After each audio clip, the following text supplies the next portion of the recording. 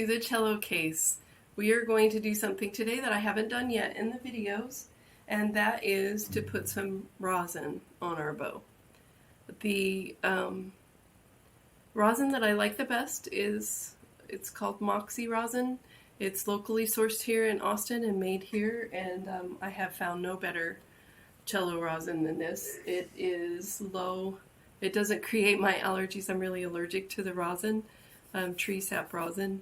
And it is made out of tree sap, and I believe the cello has ash in it as well, and some pine bark ash. So go all along. Don't touch your hair with your fingers, but just kind of smoothly go all along. This rosin doesn't powder, and you do have to use it maybe a little more than some rosin, but it's so smooth that I don't even have to think about my bow. So that's rosin. I would recommend that you, with the cello, you get a dark rosin.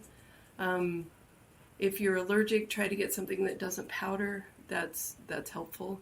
I like how these are contained in a silicone package, because if you drop it in the package, the rosin isn't going to shatter. If you do break your rosin, you can put it in the microwave, soften it back down inside the silicone container, and then you can keep using it, so you haven't ruined your rosin if you drop it or break it. So this is my favorite rosin. And today we're going to go on to Mary and Her Little Lamb and Hot Cross Buns on page 9.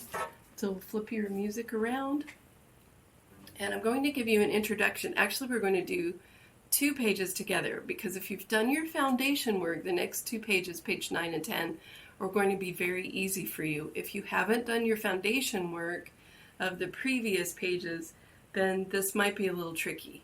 So if you look at Mary and Her Little Lamb, and you look at the notes, you should recognize this as that being an F sharp, and it's the 3rd finger on the D string, then 1st finger, then open D, 1st finger, E, F sharp. And if you look along, those 4 notes are the main notes minus 2 open A's over here. So Mary Had a Little Lamb is basically just 3rd, 1st open on the D string, and then 2 A strings mixed in with our rhythms with the quarter notes and half notes. So if you've done your solid groundwork, this should be almost sight readable for you. You should be able to sit down and go, oh, I can just play this. Then let's look at Hot Cross Buns. Bass clef 4/4. The C is another way to say 4/4 time. It's common time. Means 4 quarter notes per measure. Then we have half notes. Same notes, F sharp, E, D, F sharp, E, D. But we have half notes, whole notes, then quarter notes. And when we do the duet, I'm going to do something special with that one. So let's go ahead and just play them, and then I'm going to flip the page and we'll do the other 2 on the next page, because same fingerings on the other page too. So Mary Had a Little Lamb. 1, 2, 3, 4.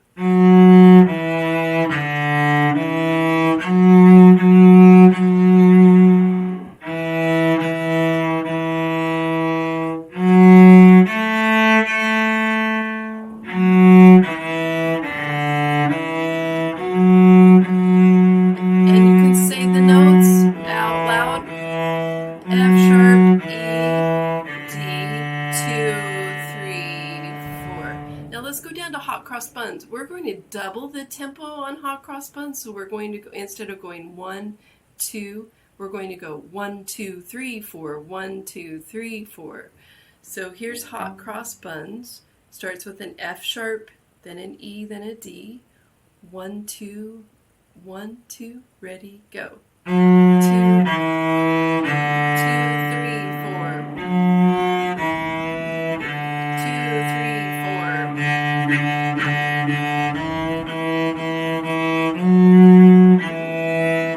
2, 3, 4. And that's Hot Cross Buns. So make sure you've got those note names and rhythm.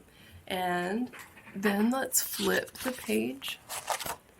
And we're going to do Clair de la Lune and Old MacDonald, because these are the same fingerings that we just did. And if you look at Au Clair de la Lune,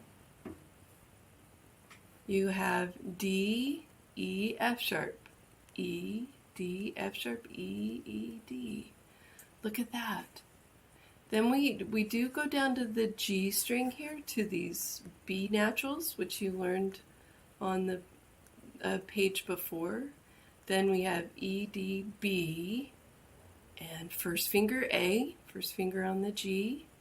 Then we go back to the beginning, and these four measures are the same as these four measures.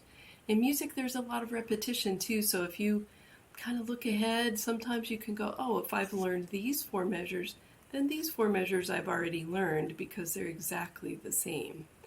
And as you crack your cello case even farther, then you're going to understand that as you play fancy things and you have hard stuff you're working on, it's good to look for patterns or repetitions.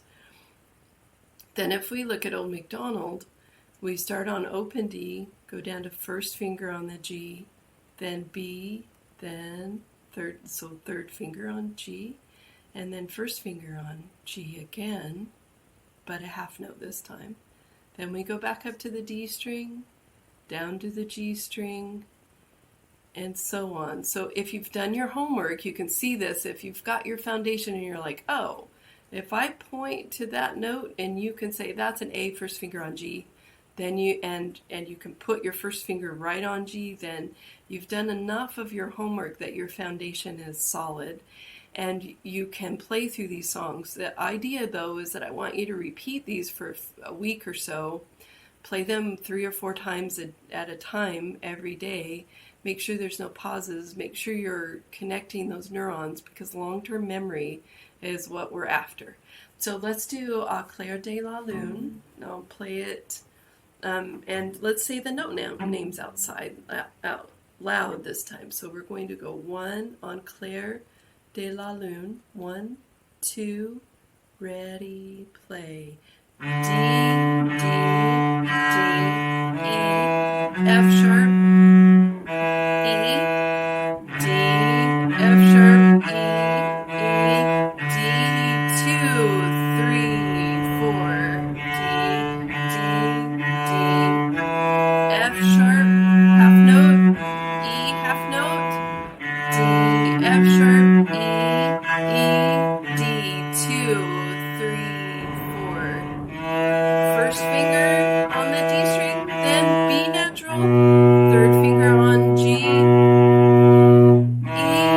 2, 3, 4, 1, 2, 3, 4, and D, D, D, E, F sharp, E, D, F sharp, E, 1, 2, 3, 4. So that's your goal, to say the notes out loud, get the correct rhythm, make sure you have no hesitations on where the notes are. And let's do Old MacDonald.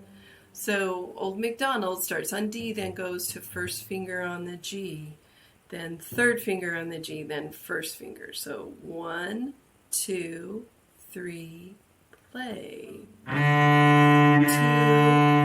hover your strings over, fingers over the strings, so they're ready to play. F sharp, E, 1, 2, 3. Now we have this funny squiggly line. What is that? Well, that is a rest. We learned a whole note rest before. This is now a quarter note rest, and it silences you for 1 count. So you're going to go 1, 2, 3 is your rest. 1, 2, silence. Then you're going to play on 4. Let's see, are there any other rests? Oh, looky here, there is. So this measure and this measure are the same. 1, 2, 4. So on 3, you let the bow stay on the string. 2, 1, 2, 3. And then you start start on 4. So don't lift your bow off the string, let the bow stay on the string, and then just start the next note with the next direction of the bow.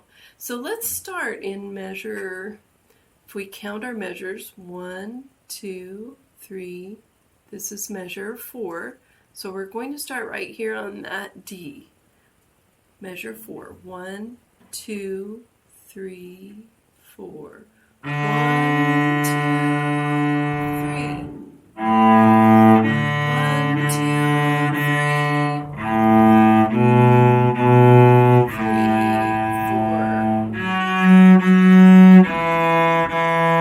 1, 2, rest.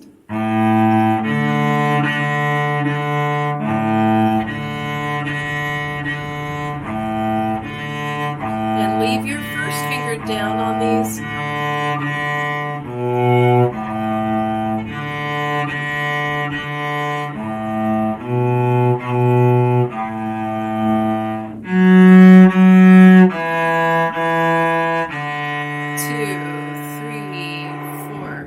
So what I was mentioning is that if you can leave a finger down, leave it down. So first finger we can leave down as we go back and forth from the D string to the G, first finger. So you have open D, A.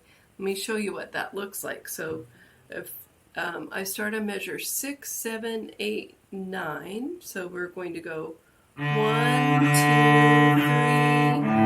Leave first finger down. Leave it down through that whole section. And then just put third finger down. It's good to get in the habit, if you can leave a finger down, it anchors your hand for intonation, and it also allows your hand to relax. If you let's start at the beginning, I'll show you this. So if you go,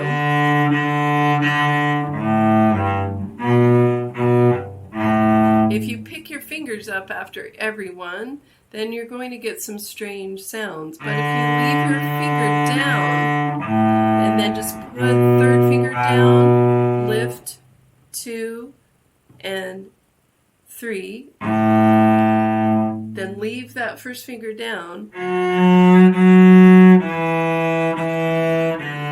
When you have to lift them, but let them hover, and let them hover in the spot where they belong. I would recommend for the first month or 2 you have tapes, and then I would gradually start taking them off. And I'll share with you in the book when it's a good idea to start taking tapes off. That's it for our practice session for page 9 and 10. Give it a good week or so, because we're looking on long-term memory. Even if you feel like you have it, I want to make sure that it's so solidified in your brain that when we move on and add another concept, you're not questioning what the concepts were before we got to this point.